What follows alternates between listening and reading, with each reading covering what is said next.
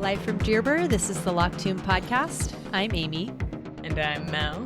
We are rereading Harrow the Ninth by Tamsyn Muir. Today we are covering chapters 50 all the way through the epilogue of Harrow the Ninth. So yeah, we're finishing Harrow the Ninth today, which is wild. Holy shit, it's been a ride. Wow.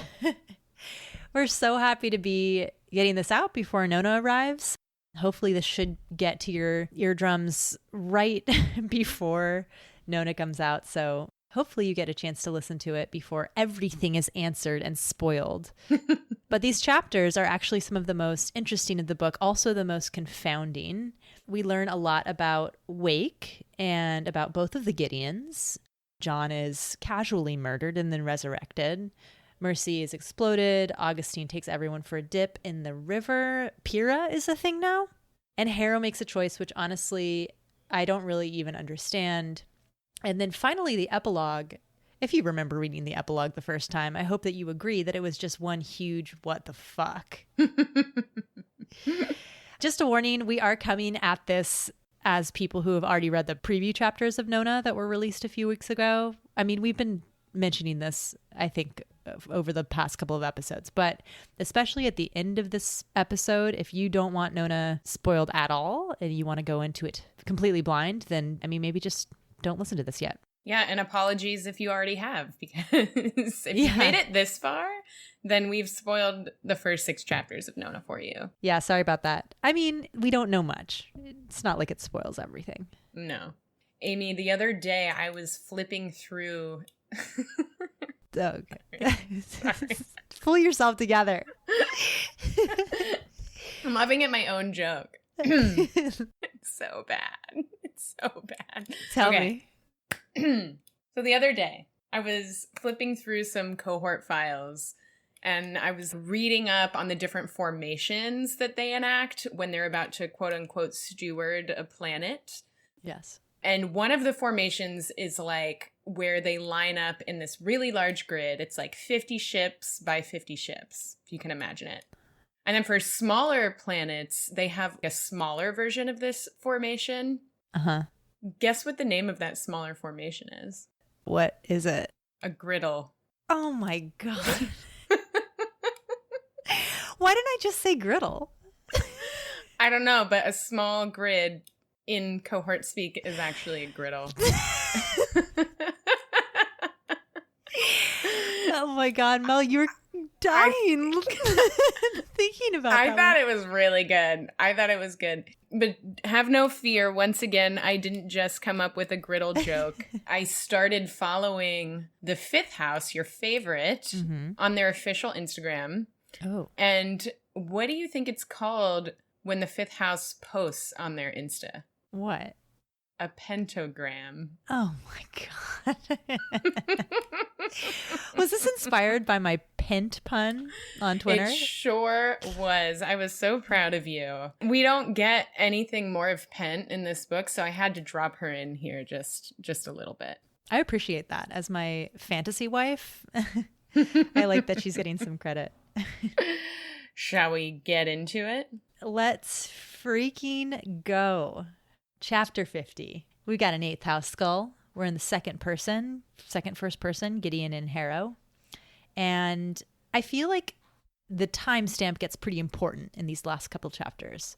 So this is 30 minutes before the Emperor's murder. Yeah, and so we start out with Ianthe leading Gideon to Jod's chambers. Mm-hmm. And as this is happening, there's a really good little Easter egg here where Gideon's talking about her reticence to see God. And she's basically saying in all of the comic books that she's read, typically whenever a character gets a letter from God, they're essentially being written out of the story. Right. Because they have to go serve the Prince Undying. And so she says she was irrationally convinced that with the act of seeing God, that was going to be the end of her story, and that space was being cleared for a new character. Which is true. Yeah. There's definitely space being cleared for a new character. In any case, Gideon is not thrilled that Ianthe is taking her to see God. Yeah, good point. I didn't really notice that. So when Ianthe and Gideon and Harrow show up at Jod's quarters, the door is open, which I guess was not expected. And they go in and hide behind this cloak in the corner behind the door. And they hear God talking to someone, and they see Cytherea's corpse tied to a chair. So basically all they can see is the back of Cytherea's corpse tied to a chair. I'm going to say one very small thing. Okay, in the book, they're listening to the people in this room, and someone that they can't see says, "Not a difficult question," someone said, without any particular concern. "It's not as though you have anything to hide. I just want to know how. Seriously, I'm more impressed than angry." But Moira Quirk in the audiobook reads this in Wake's voice, but I'm pretty sure it's supposed to be Jod. Yeah, it definitely is. Yes. So I will say, Moira Quirk, a true queen and someone I love deeply, can make very, very small mistakes. And I'm not going to say anything else about it. Point taken. Point taken. Yeah, that's definitely God. We can all agree that is meant to be God. So basically, you know, God is talking to this person who is in Cytherea's body and does refer to her as Commander Wake. Mm-hmm. And then Commander Wake responds and basically says, "You have to say my full name." Right. And God's like, fine. They kind of go back and forth. And what we learn is that Wake's full name is "Awake remembrance of these valiant dead. Kia hua ko te pai. Snap back to reality. Oops, there goes gravity." God, I just fucking love Tamsyn Muir so much, if you didn't know. But essentially, Blood of Eden's naming conventions can be broken down into 3 parts. Tamsyn Muir references this in the Reddit AMA. There's also a reference to Blood of Eden naming conventions in the back of the book, in the glossary, where it basically says it's made of 3 parts. They're always meant to reproduce an oral tradition that's passing down songs, poems, and otherwise extinct cultural references. Mm-hmm. But we don't actually know the formula of the naming convention. We just know that it has to include at least 3 cultural references. And there's tons of folks out there who think it's reference to Shakespeare, then your national anthem, and then an early 2000s song. So there's been a lot of stuff out there that people are like making up names. But in any case, the references here are fun. The "Awake remembrance of these valiant dead" is a quote from a Shakespeare play, Henry V. The "Kia hua ko te pai," I did my best on pronunciation there, means "let goodness flourish." And it's a Te Reo line from Aotearoa. It's the indigenous name for New Zealand. And that line is from New Zealand's national anthem. Then "Snap back to reality, oops, there goes gravity" is obviously a line from Eminem's song "Lose Yourself" from 2002. And so, I don't know about you, Amy, but I cannot wait to meet more Blood of Eden characters and learn what their full names are. I know, I'm excited too. I have to say that when I read "Snap Back to Reality, Oops, There Goes Gravity," I think that more than any other like meme or reference in these books totally took me out of the book. Yeah. I read it and I was like, we both played a lot of sports. Did you not listen to that song constantly when you were playing sport ball? Oh, yeah. And it definitely was on the warm-up CD God. for like my lacrosse games. Yes. Yep. Mm-hmm. Yeah. Same. Weird shit. I think this takes me out of the book because actually we technically exist in this universe. We are basically the 9 houses past. Right. It's this weird thing where you're like, oh, this is a fantasy book, but also I'm very much in here. Right. And I don't know, it's weird. It's very cool. Every time I read the "Snap Back to Reality" bit, though, I'm like, oh, God. Eminem, of all people to quote here. I know. And just to put this in context, Wake, who is in Cytherea's body, we finally confirm this, is charging Jod with crimes against humanity, basically. And he's like, oh, come on, tell me what you were doing. And John seems to think that Wake's mission is over. And I kind of get that impression, too. I feel like she wouldn't have let herself get caught like this if she didn't think her mission was over. Also, there's the bit where she sees, I guess, her own eyes in Harrow's face and doesn't shoot Harrow/Gideon. I was confused by that. I thought Gideon had Electo's eyes that are actually God's eyes. Both Wake and Electo have yellow eyes. And so when Mercy says lipochrome, recessive, it's because these two people. God. And that's how they figured out that, because it has to be two recessive. 6th grade biology. Thank you so much, Amy, for explaining that. I was so confused by this. Can you say it one more time in like a very succinct way? Gideon got her eyes from Commander Wake and from God because they both had yellow eyes. And lipochrome is the pigment for yellow eyes, and that's recessive. And if you are going to actually showcase a gene that is recessive, it has to be combined with another recessive trait. You remember those? Yeah, the freaking Punnett square. Oh my God. It's like big L, little L. And Harrow got the 2 little L's. Yes. Wow. What a throwback. I was probably learning about recessive genes when that Eminem song came out in 2002. Oh, yeah. Well, anyways, so I think the reason that Wake didn't shoot Harrow, which I feel like if Harrow had had her normal black eyes, she definitely would have shot Harrow. But I think that in that moment, she must have realized that somehow this was her kid who she knows was on the 9th house. Anyway, I do feel like in this moment, I have the impression that Wake has gotten some sort of confirmation or for some reason feels like her mission is over. I'm not really sure why. But I mean, John's trying to figure it out too. Right. And he says, Wake, Blood of Eden died with you. Mm-hmm. You never would have fired nukes into my fleet. So you remember way back, the whole reason why they're on the Mithraeum, I mean, other than to escape these resurrection beasts, but they need to regroup and let the cohort fight Blood of Eden because Blood of Eden killed, 18,000 cohort folks. And I found this interesting. I don't know, there's so much depth to each of these characters, and we get it through these little anecdotes. But in God saying that Wake never would have done that, I was catching up on some parts of the back of this book, and there is a Blood of Eden memorandum in the back of the book that says, one of their 2 objectives is actually to minimize Allied casualties. Right. Because it's not worth sacrificing BOE personnel. So this is like a more conservative approach to their warfare. And Wake's not in charge anymore. Mm-hmm.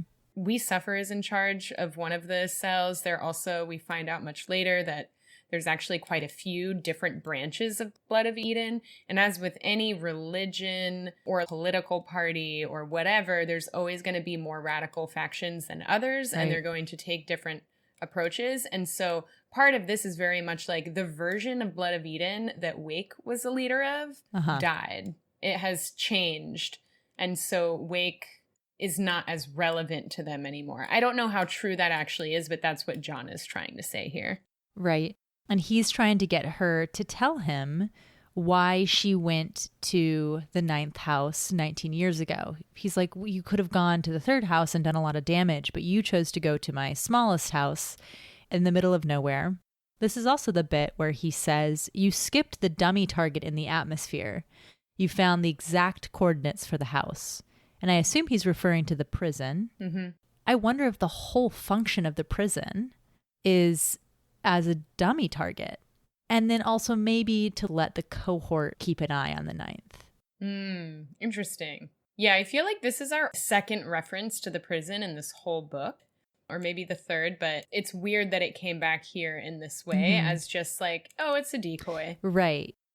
So maybe we'll see the prison in the future. Prison and melons. It does say at the end of Harrow, like the very last thing says the tomb will open in Electa the 9th. So we'll see. They'll be back in the 9th house eventually. And then there's an interesting thing that Wake says where she says, necromancy is a disease you released and it needs to be purged. And I think this is interesting. Hopefully we learn more about the actual origins of necromancy. I think we will. Yeah, so she blames John for basically starting this disease. And he replies saying, don't say purged. They're like baby necromancers too. You don't want to kill them, do you? And she says, how many babies died in the bomb, Gaius? And he says, all of them. Wow. Yeah. So this basically confirms what I think we've mostly assumed. Honestly, God has communicated to Harrow in so many words that he wiped out humanity because it needed to happen. According to him. According to him, and then there was a resurrection. With any act, there's always a reaction, and the reaction is necromancy as a result. Right. But now, just in this simple dialogue, we kind of get the picture of BOE is trying to essentially cleanse the universe of necromancy, and that is their mission. Right. And so God is really just trying to keep getting information from Wake, trying to understand how she got here. Obviously, this must be quite surprising for him. Right. And as they're having this conversation, who walks into the room but Augustine and Mercy Morn? And as you all should remember, they probably just found each other because Augustine ran into Gideon in Harrow's body, saw the eyes, freaked out, ran away to find Joy because he thought that Gideon was Electo. Right. Also, while this is all happening, Ianthe and Gideon are just hiding in a corner behind a curtain, which I find like hilarious. I find it funny that no one here even notices their presence. But anyway, Augustine and Mercy Morn show up, and they essentially at this point have pieced together that God has lied to them. And this is them showing up to confront him. They have no idea that Commander Wake is sitting right here when they burst in. Yeah, they don't know that it's already a total shit show. It's like a shit show layered cake up in here. Yeah, it's a shit cake. Okay, so Augustine and Mercy walk into this shit show, and they kind of come in guns blazing. Mercy's like, it's all come out. It's taken 10,000 years, but it's all come out. And John is very obnoxious and coy when he's like, I don't want to be flip, but am I in trouble? God, he's such an asshole. I wanted to punch him in the face.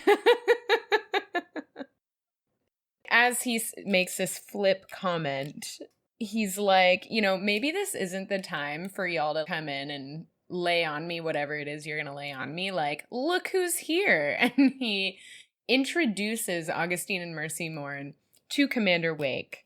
And Commander Wake is like, wow, I get to really blow this shit wide open now. And Commander Wake's like, oh yeah, no, we know each other.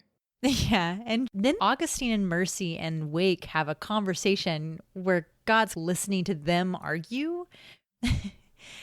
Wake is like, you guys totally fucked me over. All of the dummies that Mercy made died. I had to impregnate myself. She says only the sample was still active. So, I mean, God has some sort of thalergetic power as well.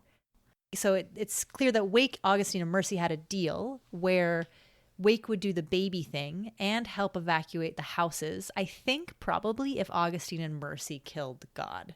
That was probably the exchange. I can't imagine what else would have motivated Wake enough to do this borderline suicidal thing. Yeah, I totally agree. I think that was the exchange. There's just some really good, like, oh, moments throughout Wake and Augustine and Mercy Morn's dialogue where Augustine and Mercy are like, yo, where have you been for 20 years? Like, you just totally disappeared on us. And Wake's like, fuck you. I've been in that fucking hole this whole time, referring to the 9 houses. And I think we referenced in our last episode, she says at first, I was in my bones, then a blade, and then in that fucking hole. And so, again, when Wake died, her revenant inhabited her bones, and then she jumped from the bones to that two-hander. Right. And they're going back and forth about double-crossing each other, and Mercy's like, wow, I can't believe you impregnated yourself with God's sperm. You weren't supposed to do that. And Wake says, yo, I do what I can. Like, I do what I have to because I'm so passionate for the cause. Yeah, anything for the revolution. As they have this back and forth, God does that weird time thing again where he's like, stop. And everyone stops. Gideon describes what she's tasting when this happens. Mm-hmm. So we know God has some sort of power over making people stop.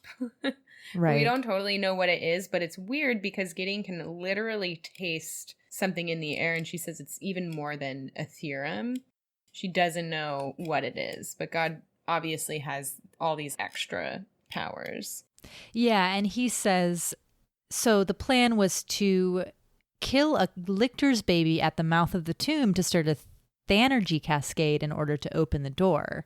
And he says, it never would have worked. It wouldn't have worked. And it's in this moment that Gideon the First shows up and actually does see Gideon and Ianthe hiding behind the robe.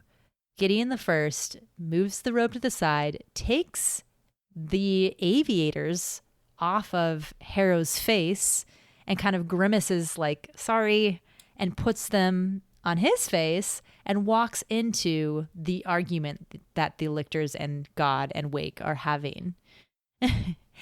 There's a really, really, really, really incredible line where Gideon is describing her relationship to Kithaerea/Wake as Kithaerea's body sort of turns around to look at Gideon the First entering the room.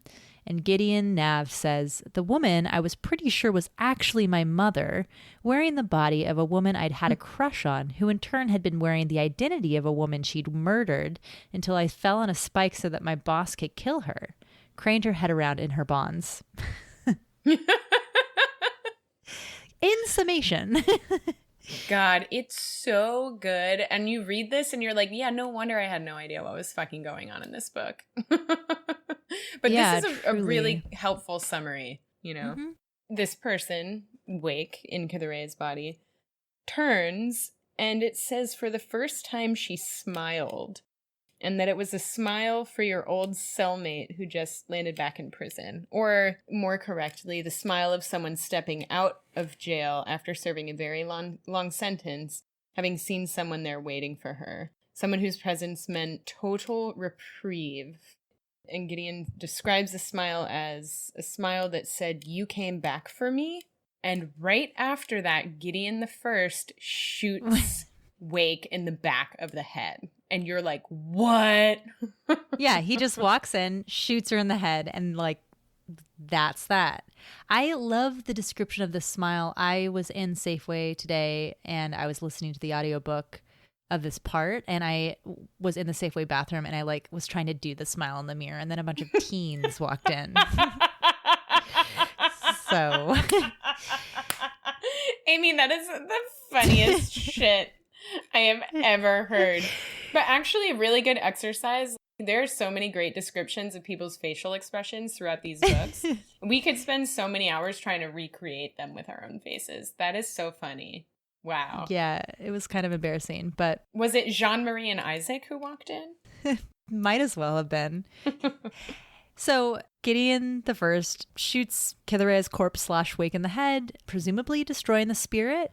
And I assume that, Pyrrha actually did this so that Wake wouldn't be forced to answer questions, right? That's that whole exchange. Yeah, I have thought about this a lot. Mm-hmm. But right, this is now Pyrrha and Gideon the First's body, which we don't actually know yet on our first read through. Yes. But Pyrrha probably doesn't want any of them to know that it's now Pyrrha in Gideon the First's body as well. And Wake would probably be able to tell because Wake and Pyrrha had an affair still in Gideon the First's body. So I think some of this is like self-preservation. And then another part of it might literally be mercy for Wake. Right. We don't know what Jod could have done to her, but he seems to think that he can get her to answer questions. But I feel like her dusty, you came back for me smile makes it seem like she was like, oh, thank God. I know who this is. This person's going to know exactly what to do. Mm-hmm. There was a tiny little bit of me that was like, you know what? Wake has been kicked out of so many different things and moved through so many different things, and all you need is like contact, right? So I was like, what if Pyrrha was getting Wake's spirit in this gun? And then I was like, that seems really complicated, but I just will put it out there so that I feel really smart if that's the case. I never thought about that, but at first I was like, no way, that's not it. But I could totally see that. I could totally see that happening. I just don't trust that anyone's ever actually dead in this world. Right. I'm like, prove it, prove it. Right. And that's a big relief because there's a lot of people who die, sort of. Mm-hmm. So after getting the first slash, Pyrrha shoots Wake slash Cytherea. This is so confusing. In the head, God's like, come on, dude. I had a lot of questions to ask her. He seems peeved, but not furious. And he's like, Gideon, did you know that when you caught up to Wake and kicked her out of that airlock that she was pregnant? And Gideon's like, I was aware. And God's like, why didn't you tell me? And Gideon slash Pyrrha says, because I thought it was mine. And everyone freaks out. Everyone's reaction is so good. Mercy Mourn's reaction is like, yeah, really grossed out. Augustine just laughs, but in that laugh, an unbelievable, like, oh my God, of course, like, this is ridiculous. Right. I don't know about you, but when I read this, it's just so funny because I feel like at this point in the book, Tamsyn Muir's like, how much weird shit can I just keep piling on where I'm like entangling everyone in these really weird, fucked up relationships? It's just so good. I know. So John's like, what the fuck? And Gideon Sr. says, forgive me, John, I didn't know anything about it. And the narration says that was a weird thing to say, and it is a weird thing to say, but we find out shortly why, but we'll move on. So at this point, Mercy and Augustine explain that the plan was to use God's kid to spoof the blood ward and get into the tomb, and this was their plan, Dios Apate Major, the original threesome that they had with God. And God's like, wait, that's impossible. What the hell? And Augustine's every explanation is just mercy mourn. Because I think, well, we won't go too into it. No, we have to go in. Amy, we have to go into this. This is like hilarious and important. So, okay. So like, basically, God's like, it's a blood ward. What did you expect to do? Just murder this baby and have a thanergetic cascade happen? And they were like, no, dude. We talked to Cassiopeia at one point, and Cassiopeia shared a very interesting fact about blood wards. And that is that they should really be called cell wards because they work off thalergetic enzymes, which can be spoofed with a substantial thanergy burst and the blood of a close relative, for example, a parent or a child. Essentially, you don't need the person whose blood ward it is to open the blood ward. You just need a relative of theirs. And so, again, their whole plan is revealed that they wanted to make a baby to spoof God's blood ward. Right. And God's like, yeah, but he would have had to get my sperm. And then he's like, oh, because 20 years ago, the Saint of Patience and the Saint of Joy planned for 500 years how they would have a threesome with God so that they could take his sperm and make a baby. And so that was called Dios Apate Major, which, as we recall, means the deceit of God. And God's like, yeah, but I didn't. And it cuts off. And he's saying, like, I didn't ejaculate. And even though God didn't finish, Mercy Mourn was still able to extract it because she's Mercy Mourn. And she's memorized the whole body and is an anatomist and a very good one. So the Emperor's like, wow, so fine.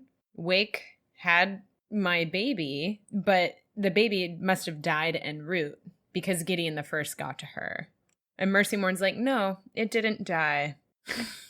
It's at this moment that Gideon in Harrow's body comes out of hiding and says, I'm not fucking dead. And Jod looks at her and says, hi, not fucking dead. I'm Dad, which is a meme. What is the meme? It can be anything. Like someone says, I'm hungry. And the dad says, hi, hungry, I'm dad. I think that's probably like the original. Is there another more original meme that this is based on? That's what I knew of. No, I was hunting around for it and I couldn't figure it out, but it's the best dad joke ever. And I knew you would like it. It is also the best way possible for this confusing ass chapter to end. I don't know, it's so funny. This whole chapter is really funny. It's also really complicated. So if we were a total mess trying to reread that back to you all, it's not our fault. So we move straight into chapter 51, which just kind of continues the same conversation. We've got an 8th house skull, first and second person Gideon and Harrow's body. But at the very beginning of this chapter, we get a little bit of an interlude where Gideon's reminiscing or remembering her childhood and her relationship with her dead mother. Basically, she would do all these really cute, sad things, like pretend that different skeletons that were tending the leek fields were her mom, and she would go and hang out by her mom's niche. And one time, Harrow caught Gideon telling her mom's bones, I love you, and obviously mocked her for this. And they fought so hard that Harrow had Gideon's face under her fingernails, so she was all bloody from tearing up Gideon's face. And Gideon says, were you 10, Harrow? Was I 11? I think implying that this is the moment where Harrow decided to kill herself and open the tomb. But instead of dying, because she had Gideon's blood on her hands, she was able to open the tomb. Yeah, and there's a really heart-wrenching way that Gideon finishes this little inner monologue where she says, you remember how the fuck-off great aunts always used to say, suffer and learn? If they were right, Nona Gesimus, how much more can we take until you and me achieve omniscience? Right. Gideon, her whole life, has been treated like shit. She's been wondering who her parents are. What was her mom like? She never got to know her. Who was her dad? Was he ever going to come for her? You know, all these things. And then just to find out that you were meant as a tool, as a bomb, as Wake referred to Gideon when Gideon was in the womb. And that's fucking heartbreaking. Because at the very least, if you don't know your parents, you can build them up to be whatever it is that you want them to be. And now she knows who they are. And it's fucking rough. It is. It's really sad. She's been through so much. And, you know, we've said this before, but it's amazing that she's so freaking great and kind and good. It is really totally bonkers. Especially as the offspring of two complete douchebags. Yeah, it's almost like Gideon got the best of both of these douchebags. Yeah. She got Wake's ability to just be a kick-ass fighter. And she got God's sense of humor. Yeah, and I think that she got her drive and her passion from both of them too. Yeah. And we move back into the room where God is having this conversation with Augustine and Mercy Morn and Gideon the First and Gideon Nav in Harrow's body. Where essentially Mercy Morn describes it's the eyes, your child Electo's eyes. And God flinches at Mercy Morn saying Electo. And Mercy Morn says, Electo, Electo, Electo 3 times. Everyone flinches. And then she says, John, you're trying to start a fight with me to get out of the fight I'm trying to have with you, which is a painfully domestic tactic. A couple Easter eggs here. One, Electo, Electo, Electo. Call back to when she said Ortis, Ortis, Ortis.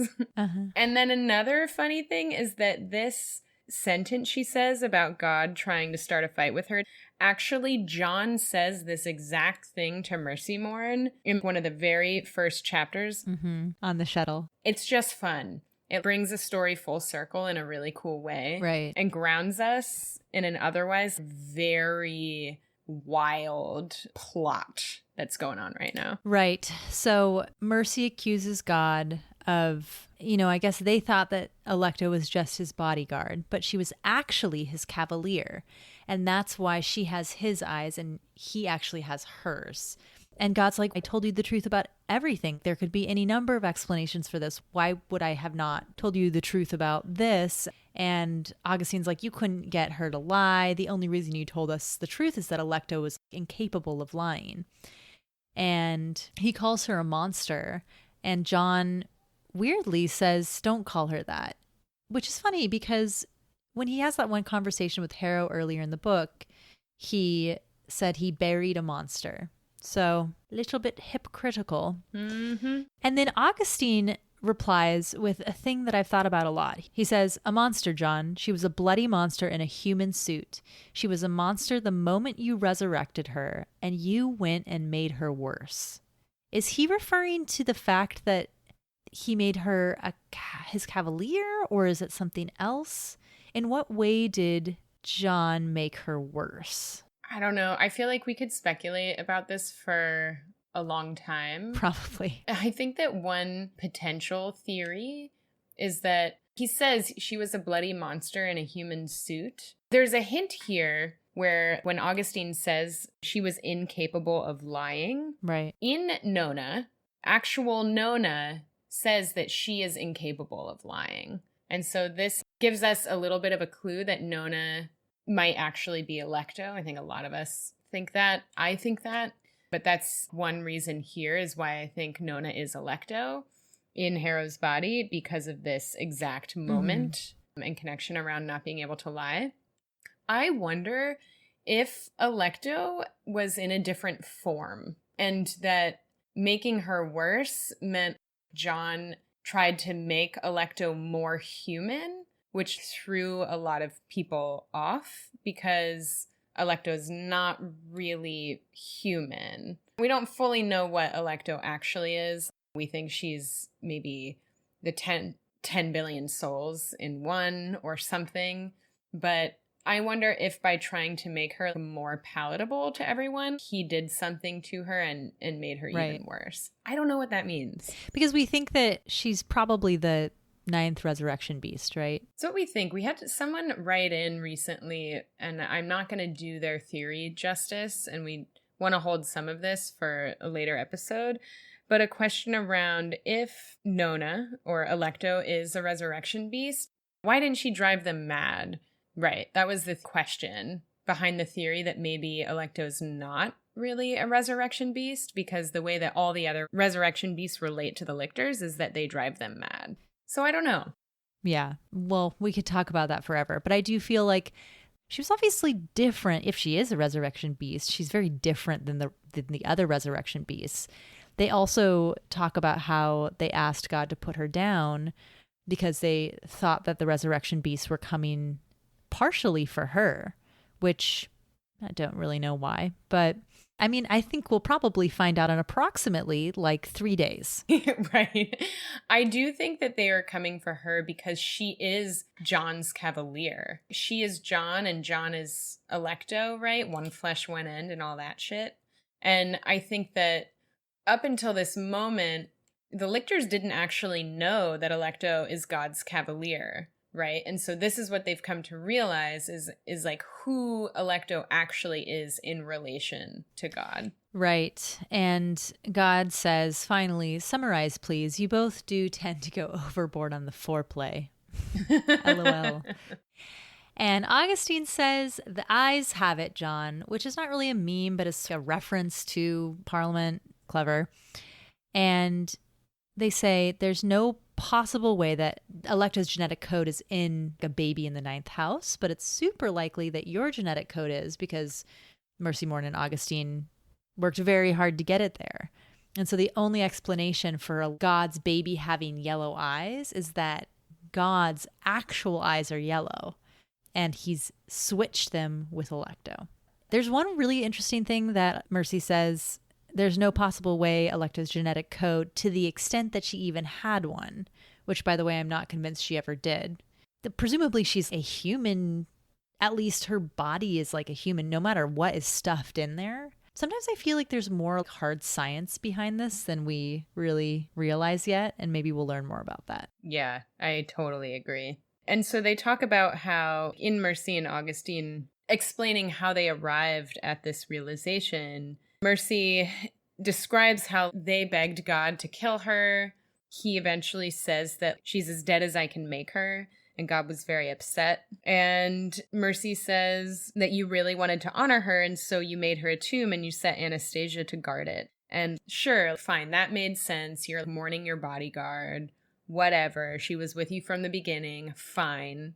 But what really didn't make sense was you. And God says, what about me? And Augustine says, you told me to perfect how to map power. And so I did that.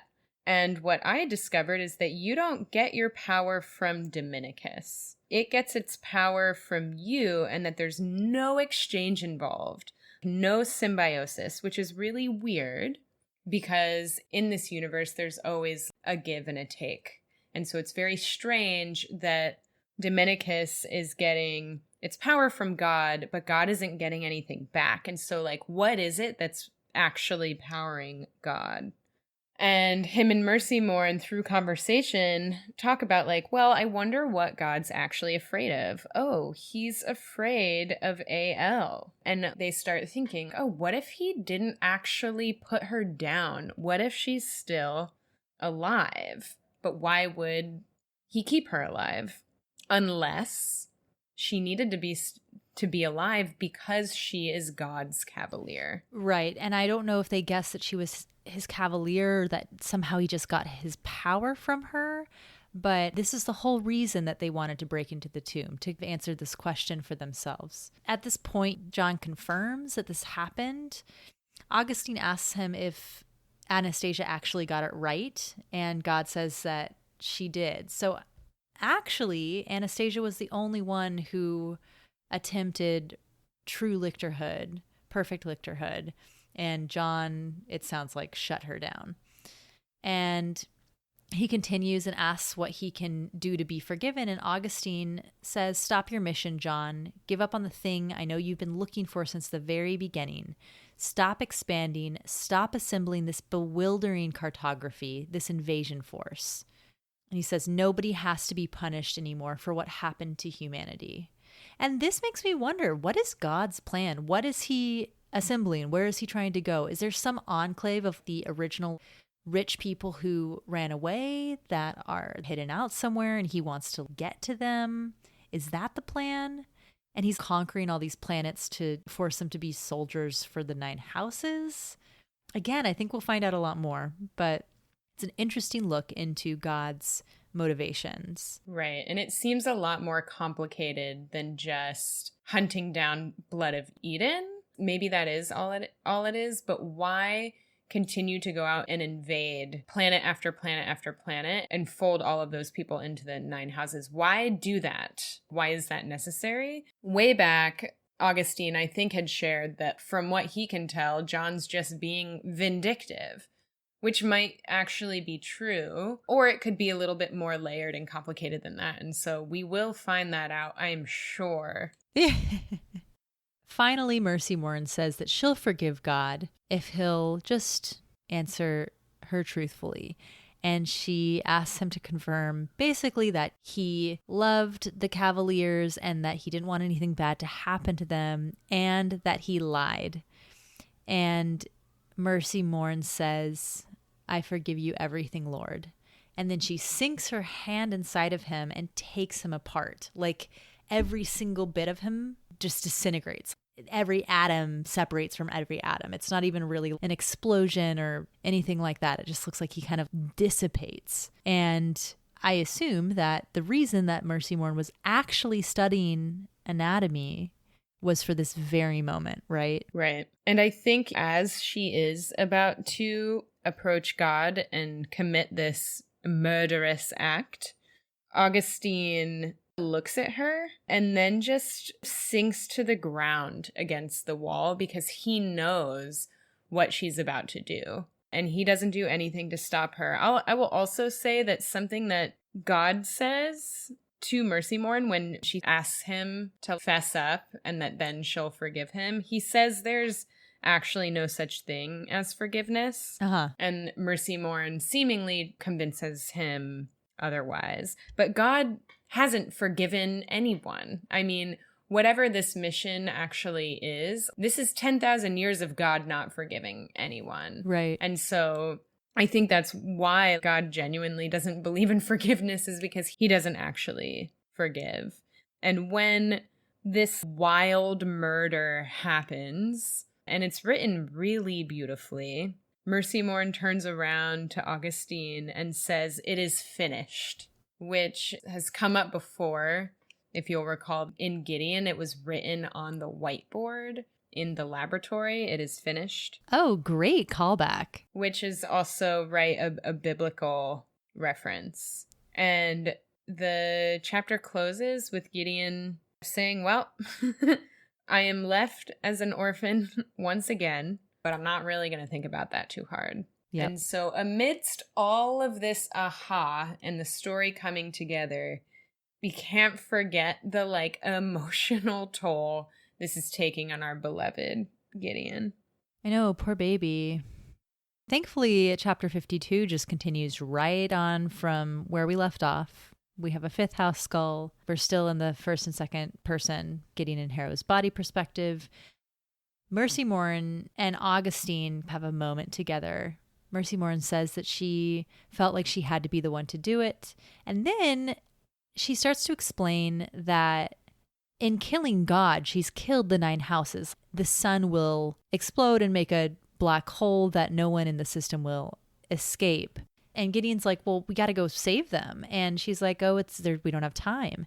And Ianthe says, you're not even going to try? Yeah. Which would be out of character, except that I can only assume that what she's concerned about is her sister potentially being in the system. I mean, totally. That was my take on this, is that Ianthe's like, oh shit, my best friend and person I love most is going to die, and I'm with the person who did it. I also think this is just on the ranking of who has the least amount of morals and ethics, I think this places Mercy Morn definitely below Ianthe. Interesting. Yeah, I feel like Mercy Morn's ethics are very complicated after 10,000 years, but I don't think she was ever a good person. And in fact, here, she admits that she's never been very nice and she's never been very good. And we're like, yeah. Yeah, no shit. No shit. It is this wild thing that Mercy Morn felt that it was appropriate to murder God in this moment. And all the 9 houses are going to die now. That is that's a lot. That is a lot. It is. She even says, now I'm going to go die. And Augustine's like, no, you're not. We're actually going to go round up cohort ships that are out of the system. There are plenty of people from the 9 houses that are still going to survive this, and we're going to go find them and find a new home.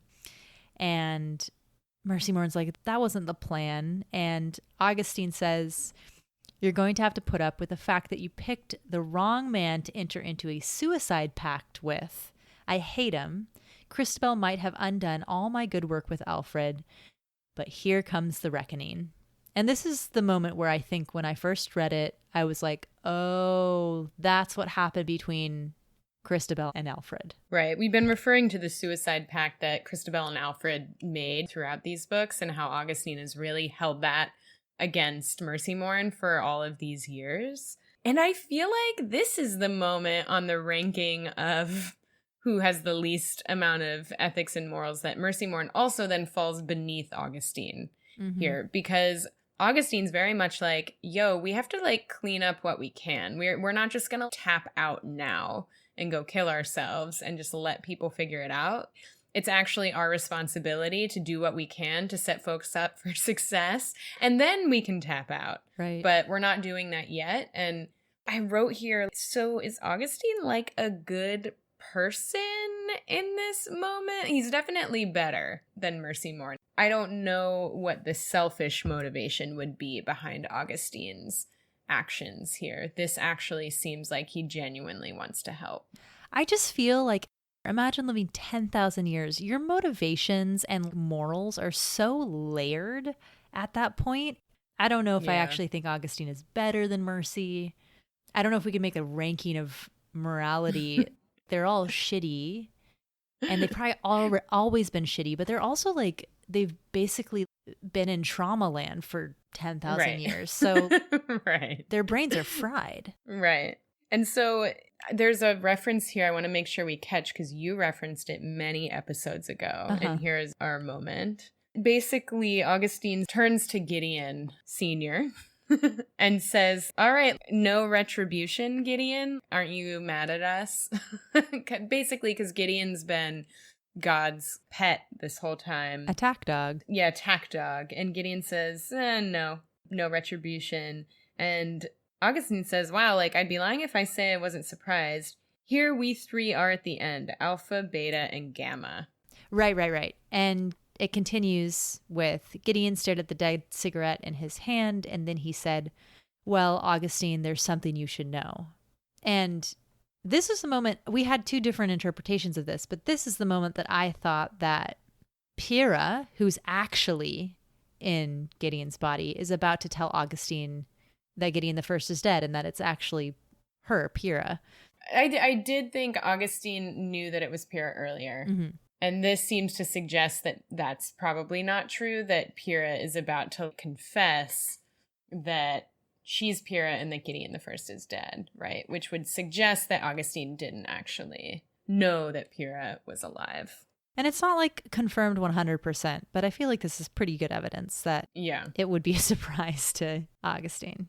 I am still confused about how no one was like, why can't Gideon the First heal as quickly as everyone else? But whatever. They're just all so self-involved. They're not paying attention.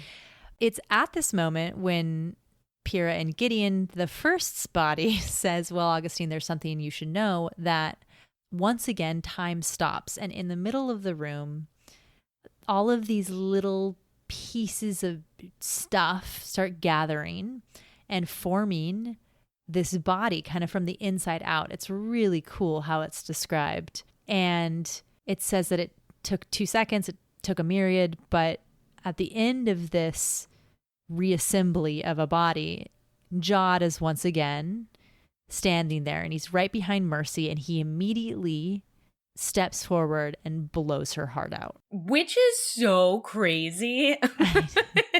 I don't know about you, Amy, but when I first read this, I was totally not expecting that at all. It's like one thing to have God resurrected, fine. It's another for him without any discussion after everything, after getting to know Mercy more and throughout this whole book, for her to die so suddenly like that at his hand. At least even with how Mercy killed God, there was like dialogue leading up to it, and then she touches him and then kind of blows him up. It feels way less jarring, whereas this is basically as jarring as it was when Gideon the First walked in the room and blew Wake's neck out. Right. It happens extremely quickly. And this is the moment also where I feel like all of a sudden we see God for who he truly is, which is A of all, extraordinarily powerful, and B of all, actually, like, as Augustine said, never as sentimental as he seems. Yeah, it's like his mask is off and he's like, all right, well, I'm going to get down to business right now. Mm-hmm. He murders Mercy Morn right away. And he says, all right, the sun has stabilized. Hope the sixth house didn't get cooked in the flare. Once again, Mercury. A reference. Yep, Mercury. And he's basically like, that was cool. Like a lovely bit of work that, Mercy Morn did. I guess she must have been training for like 1,000 years or something to figure that one out. But I didn't get to where I am by being able to die, Again, just kind of demonstrating how much more powerful God is, even than a lictor who studied something for 1,000 years. Yeah. He's just able to undo just like that. He also fucking reveals here that resurrection beasts can't kill him. Right. And it's funny because this is kind of like what Augustine takes from this. He's like, wait, you said you were afraid of resurrection beasts. And God's like, no, they can't kill me. And Augustine says, like, you were acting afraid. And it is, I have a lot of thoughts, and we don't really have time to go through them all, but I have a lot of thoughts about why God never faced the resurrection beasts.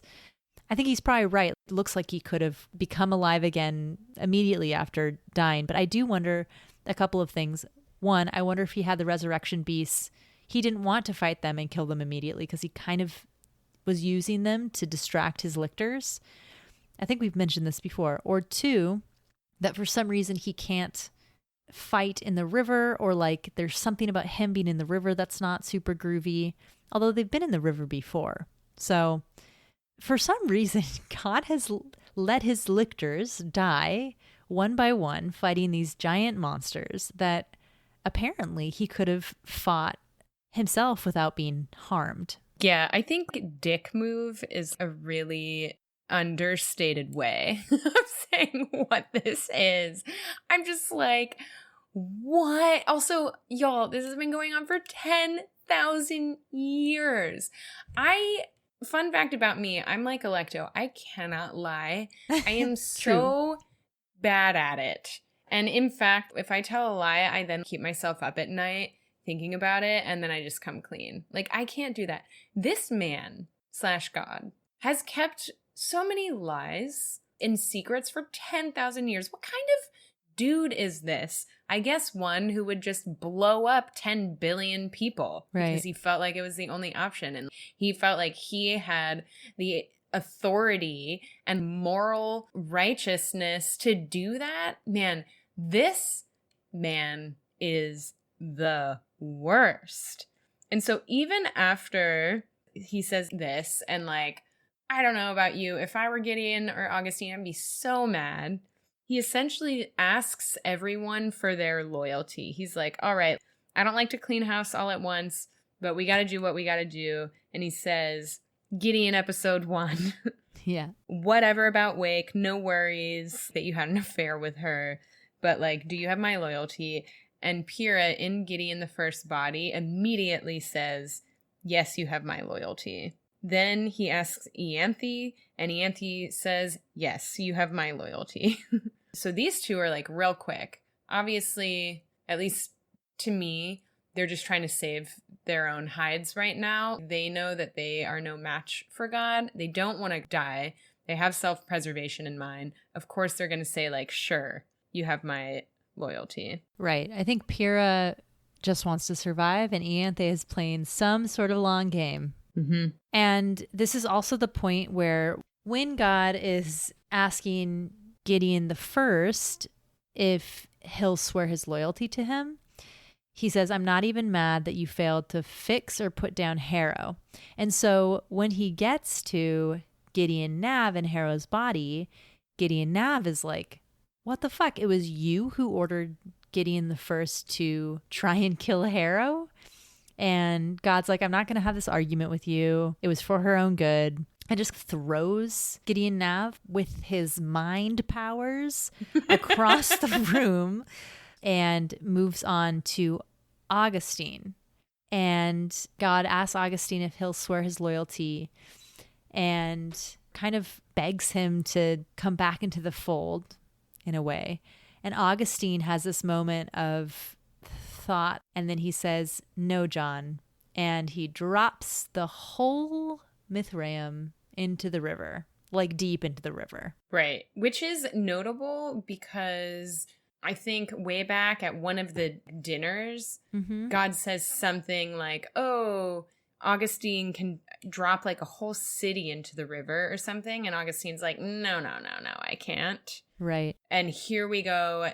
Not only has God been deceitful, but Augustine clearly has been hiding the power that he holds. And so when I imagine this scene that's about to come up, I imagine it in an IMAX theater with crazy good sound effects. Oh, yeah. And like when Augustine drops the Mithraeum into the river, it's like that. Do you know what I'm talking about? I don't know. I gotta find a clip.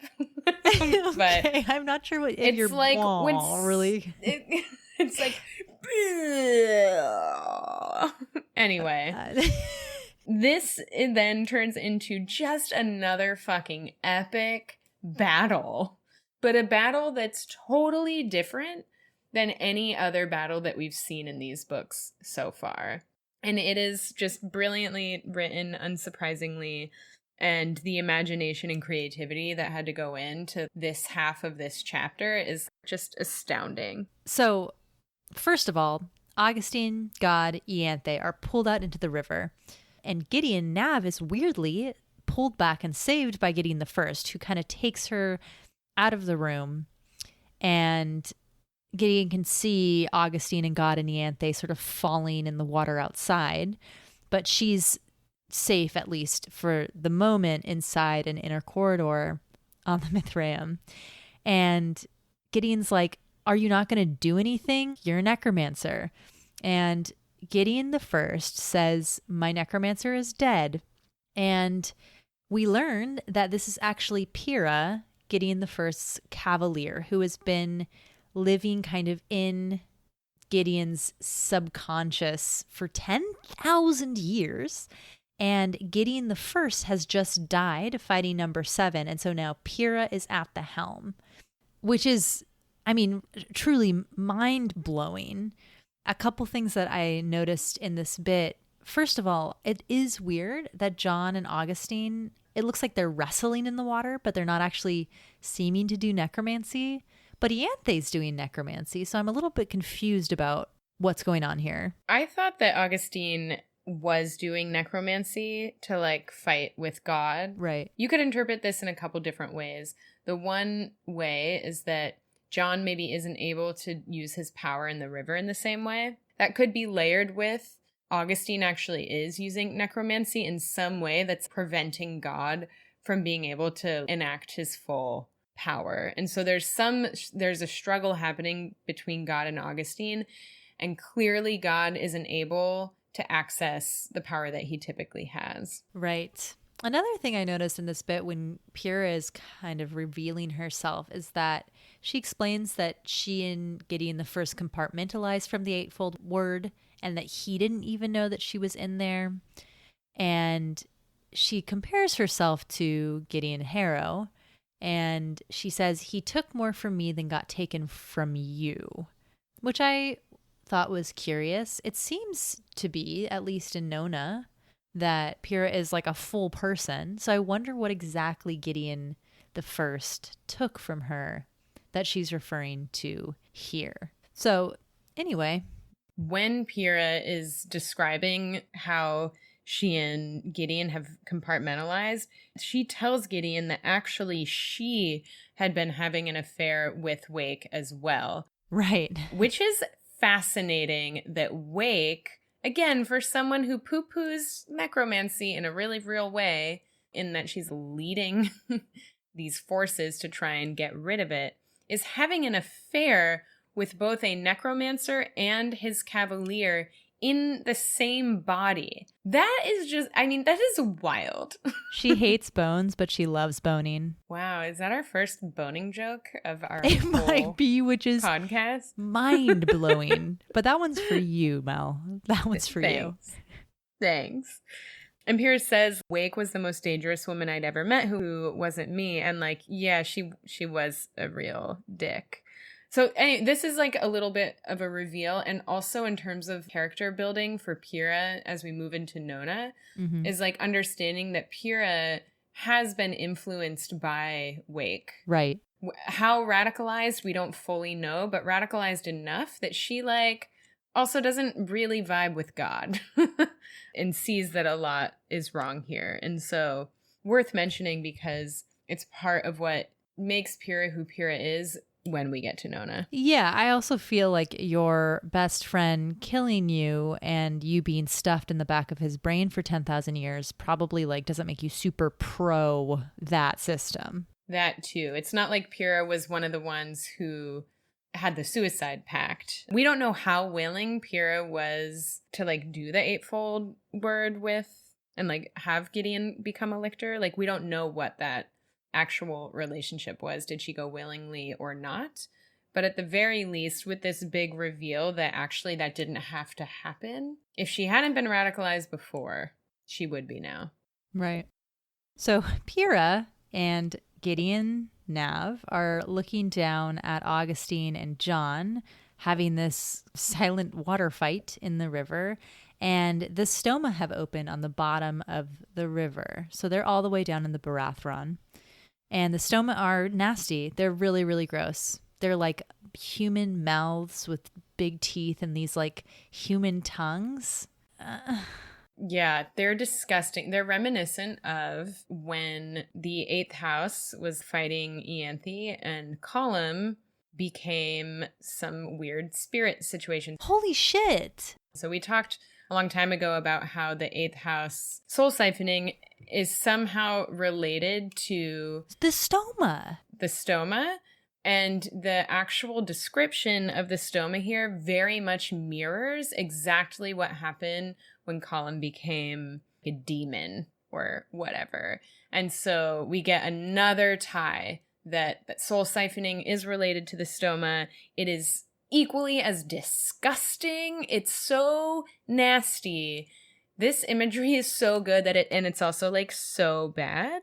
And Pyrrha seems to be somewhat surprised that the stoma is opening for John. What are the implications of this, right? We know that the stoma opens for resurrection beasts. And we learned that, I think, when we had like River Bubble 201 or something like that. Also, Pyrrha says it must think that he's a resurrection beast.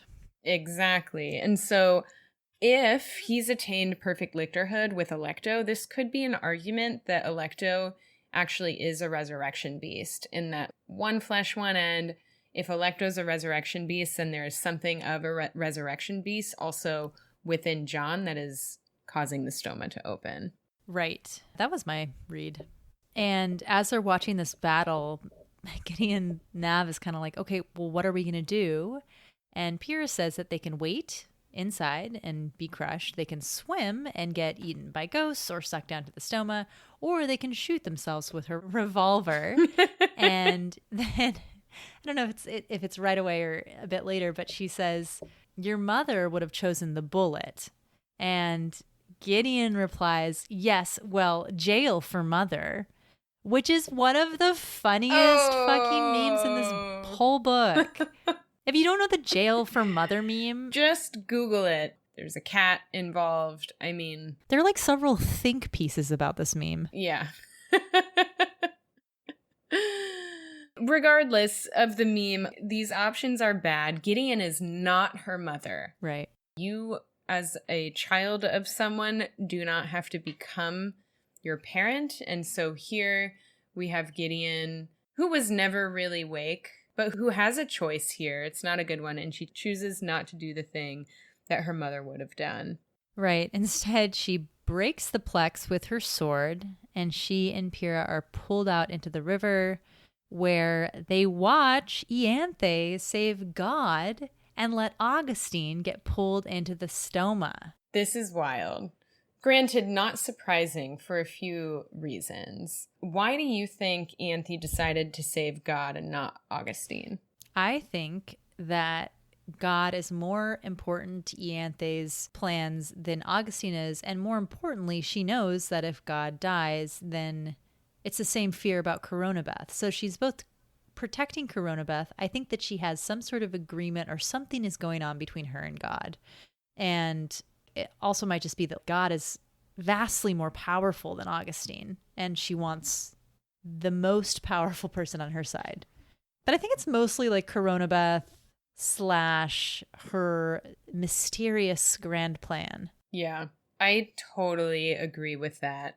I think this whole thing is complicated because I try and put myself in Ianthe's shoes.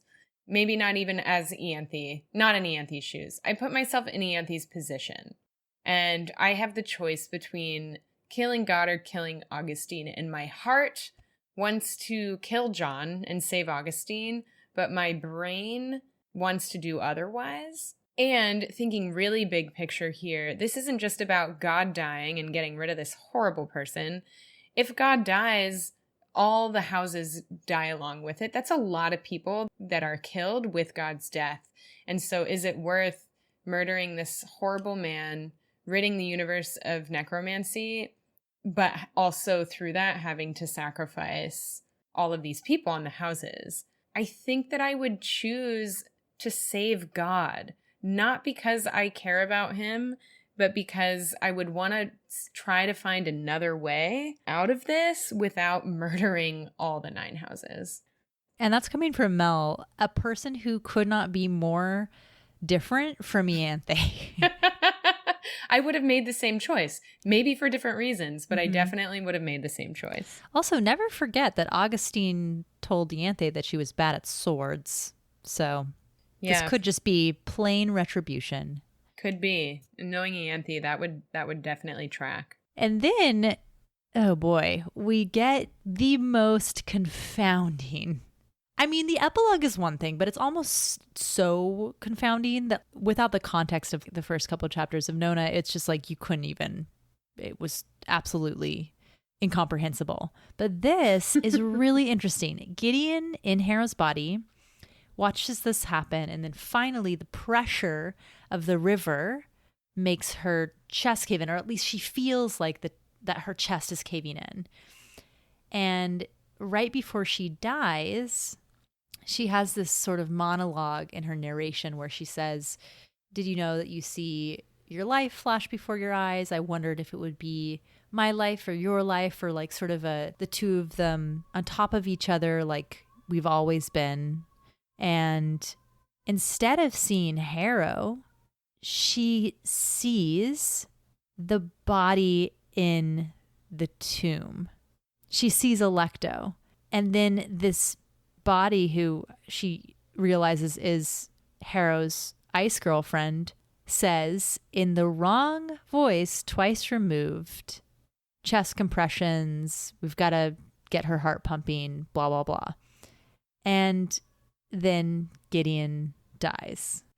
I don't even, I mean, it's okay. Yeah. So on the first read, second read, third read, fourth read, if you haven't read the first 6 chapters of Nona, you will never know what this means. You can guess all you want, but you wouldn't really know. And even with reading the first 6 chapters of Nona, it's still not totally clear, though I have a theory that I will share. This is a heartbreaking way to end this chapter. This is also the last chapter in this book that we see Gideon, which is also just like sad in and of itself. All our hope of reuniting Gideon and Harrow's situation kind of goes out the window at the end of this chapter. And we never trust the words "we died." We cannot ever trust those words in these books. But I will say that as Gideon sees Alecto's body, and she says in the wrong voice, twice removed, this chest compressions, I know her sternum shattered, etc. Here's what I think. I'm pretty sure that this is Palamedes speaking in Camilla's body. And the reason why I think that is, 1, wrong voice twice removed. So Alecto is the body. Removed from that would be Camilla. Removed from that would be Palamedes. That's like 2 degrees of separation. It's the wrong voice, but it is Palamedes twice removed. That makes sense. So she's seen Alecto, but it's Camilla's voice, but it's speaking in the way that Palamedes would say something. Exactly. That is what I think. Interesting. And the other clue here is that, like, this is obviously someone who knows medicine. Mm-hmm. And we know from our time with Camilla and Palamedes in Gideon the Ninth that medicine is very much part of their shtick. Again, this is just what I think. There's another clue to this in Nona, where at the end, I think, of the 6th chapter, when Camilla is telling the story to Nona of how they met.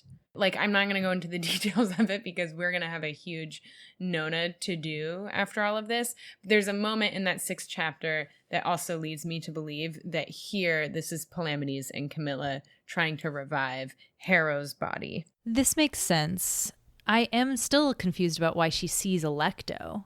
I mean, if the person inside of Nona is Alecto, maybe it's more of a hallucination as their souls switch around. Yeah, that is my theory, is that the reason she's seeing Alecto is because Alecto is now taking control of Harrow's body. Where Gideon and Harrow's souls go, TBD. This is an excellent theory. I feel very, very good about it. Nice work. Thanks. We'll see. Again, you couldn't really have a succinct theory until the Nona preview. Right. But here we are. We have the Nona preview, and soon we will have more so we can revisit this. Oh, yeah. So we don't quite have an answer on that, but then we move into chapter 53. It's very short. It's a fractured ninth house skull, third person river bubble. It says half an hour ago. So this would presumably be sometime around when chapter 50 started-ish. Right, which is when Gideon and Ianthe are making their way towards the Emperor's chambers right before shit hits the fan with all of them. Right. And Dulcinea has just, if we remember from the last time we were in the river bubble, Dulcinea had said that she has something to tell Harrow. So she's just told Harrow something about her body and Gideon. And I assume it was something along the lines of Gideon's whole intact spirit is piloting your body right now. It's not like a remnant. It's Gideon is in a way totally alive and running your body. And I was the only person who could have seen this because I have the right expertise. Abigail didn't see it. And I just want to tell you the truth so that you know the whole truth going into it. So like you're not kicking out a little fragment of Gideon, like Gideon is there in your body. And obviously this changes everything for Harrow. And one of the best Harrow lines in this book is her response to this. She says, so if you remember, Magnus told that story about how he saved a ripped piece of Abigail's dance card when they broke up when they were like 17 or something. Wow, I did not make that connection. Thank you for that. Yes. Yeah. And so Harrow, in a callback to that moment, says there's a difference between keeping a shred of dance card and saving the last dance. I just choked up. Whew. Wow. I mean, that's a good ass line. Wow. Right. And so what she's saying here is, no, I'm not just like holding on to a little bit of what I've got because I'm not ready to let go. Right. It's like, oh, no. Like, Gideon is alive. Right. Gideon's alive. She has a body. It's my body. And if I go back, she dies again. And Dulcinea leaves. And Harrow says, no, I'm getting out of here, and pops the bubble. And if you think back to the last time we were in this bubble, and she was saying the needle was slowly pointing more and more towards yes, like, yes, I'm going to go back to my body. We see in this moment that Harrow has decided no, she's not going to go back to her body. She's getting out of here. She pops the bubble. And then I feel like the end of these two chapters are like, we have no idea where Gideon and Harrow have ended up.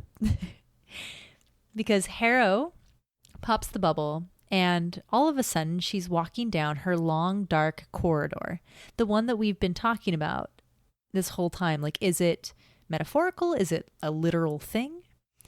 And then she's in the water being held by Gideon back in Canaan House, you know, the pool scene. And then she's in the water in the sort of moat around the tomb on the ninth house. And she swims to the mausoleum in the middle of this lake where the body is laid. And she walks to the tomb, and it's empty. And in the bottom of the coffin or sarcophagus or whatever is Gideon's two-hander. And for some reason, she lays down in the coffin, and it's very comfy. She like is feeling pretty good, like tired but good. And she finds in the bottom of the coffin, along with the sword, is a magazine entitled Frontline Titties of the Fifth.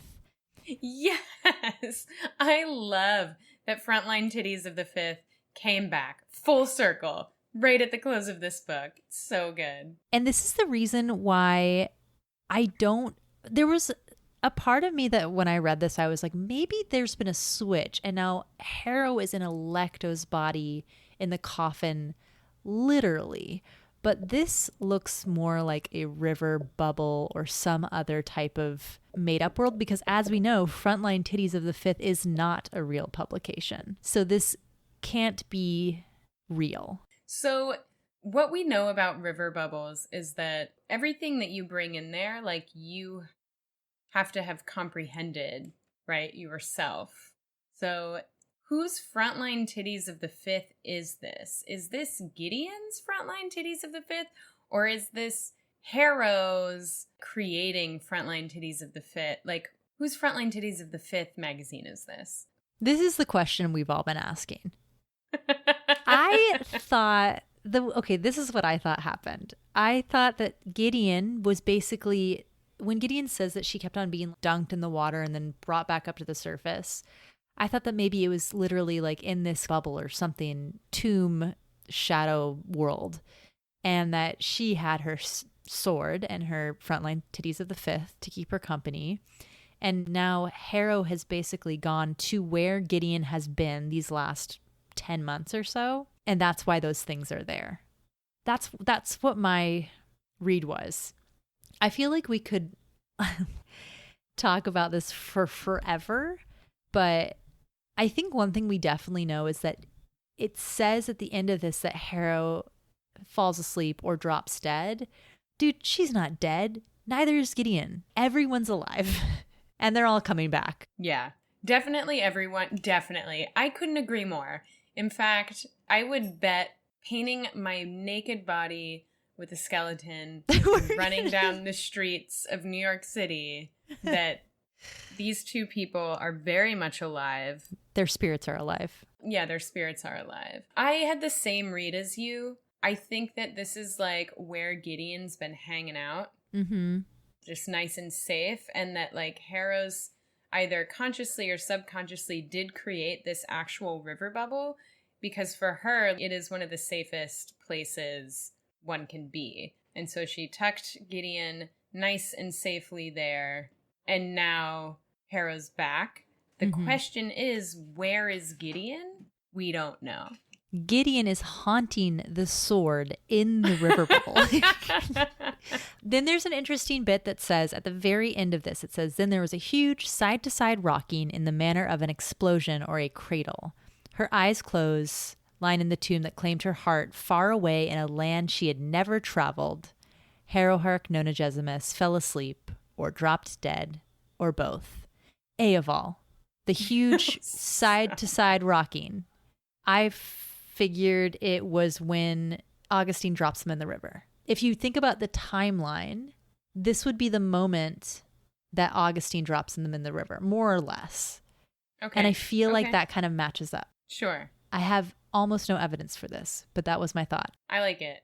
If not like that exact moment, it could be when Gideon smashes through the window and they get like sucked out, right? Or her chest caves in. Or her chest, right? I think the function of throwing this in here is to say that Harrow is still somehow tied to her body. It's not like Harrow has left. Yes. So that makes sense. What I find very interesting, I'm not going to go into this. People have lots of opinions about this. But it says, lying in the tomb that had claimed her heart, far away in a land she had never traveled. Mm-hmm. A land she had never traveled. I mean, Harrow has traveled this land, supposedly. But here, we're saying, like, actually she hasn't. There is a whole theory around where the locked tomb actually is, and that it actually isn't in the ninth house, that it is, I think, at Canaan House. Again, I'm not going to dive in. I don't remember all the arguments for that other theory. But here is a moment where we could question, like, where actually is this? And was Harrow ever really there?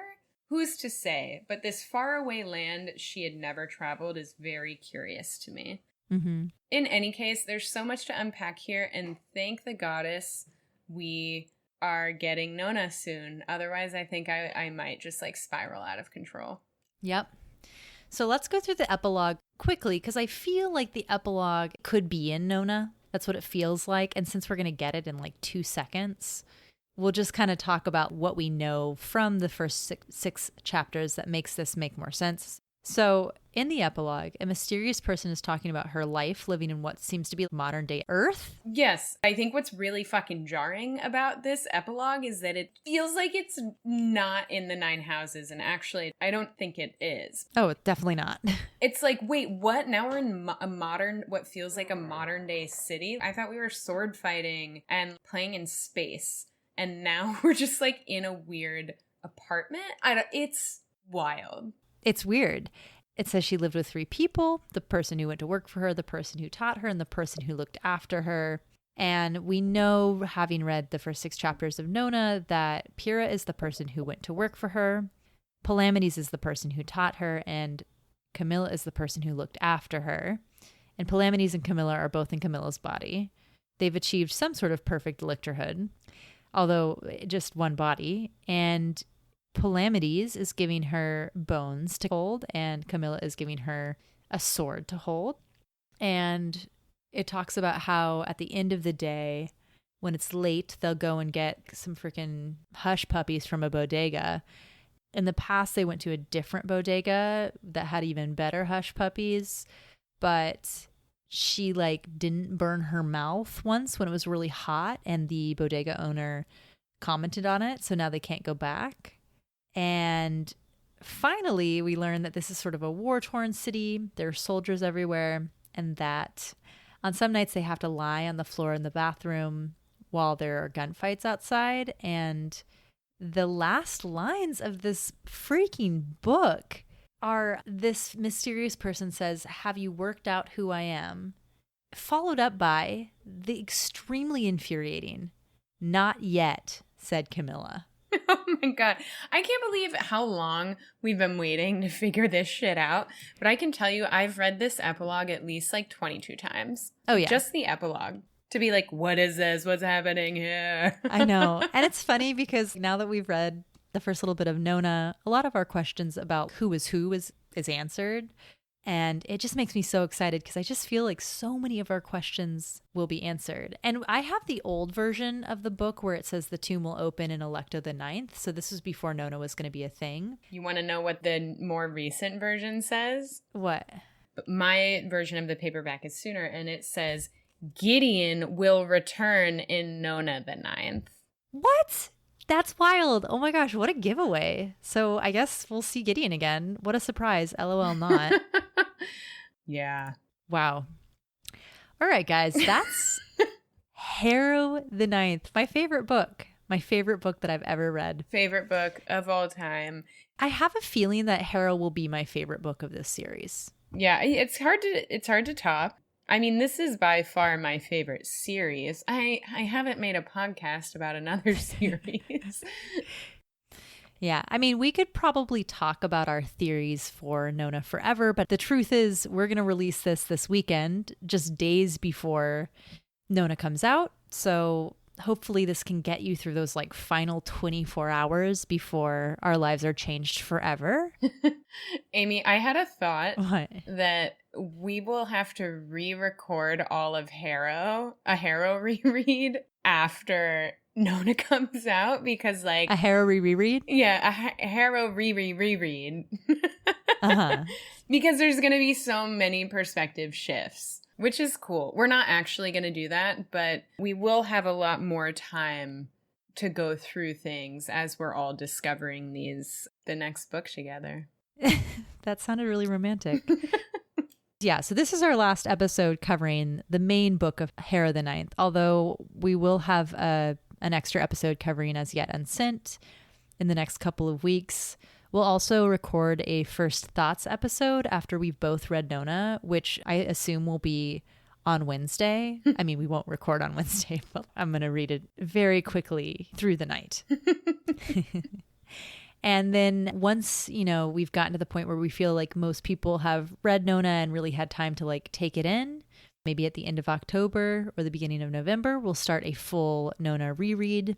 In the meantime, we will do a couple of fun episodes, maybe talking about some questions that we had in Harrow and Gideon that were answered in Nona. We might read some audience questions and answer those. But we're so excited to start what is basically season 3. Yeah. But the goal will be to move through Nona a little bit more slowly as we build towards the release of Electo next year. I am so excited. Yeah. So if you guys have also any other ideas for things to cover, let us know. But in the meantime, happy Nona-ing to you all. As always, if you like this podcast, share it with your friends. I'm switching it up. So share it with your friends. Your friends may hate lesbian necromancers in space. If so, why are you friends with them?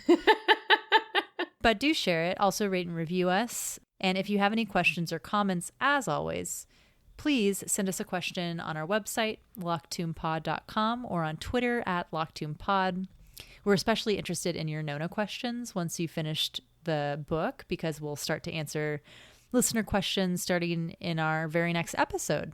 As always, thank you to Olivia K for our theme music. I am Amy. And I'm Mel. And we'll see you next time here at the Locked Tomb Podcast.